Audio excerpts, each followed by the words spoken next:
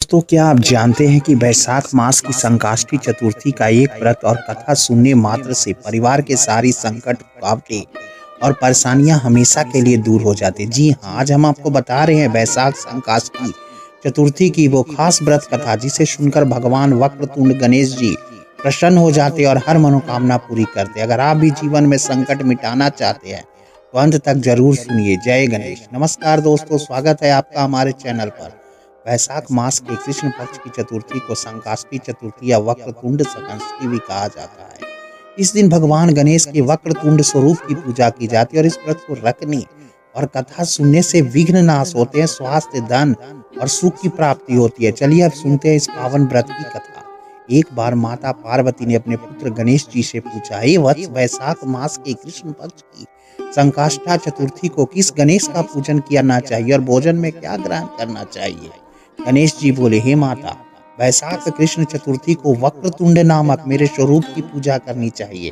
भोजन में कमल गट्टे का हलवा अवश्य ग्रहण करना चाहिए। हे जननी, द्वापर युग में राजा युधिष्ठिर ने भी यही प्रश्न भगवान श्री कृष्ण से पूछा था। भगवान कृष्ण ने यह कथा सुनाई थी कि प्राचीन काल में एक ब्राह्मण था जिनका नाम धर्मकेतु था। दो पत्नियां थी, सुशीला और चंचला।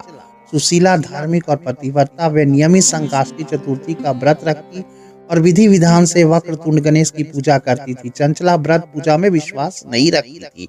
समय के साथ सुशीला का स्वास्थ्य पहले कमजोर हो गया, लेकिन उनकी भक्ति अटूट थी।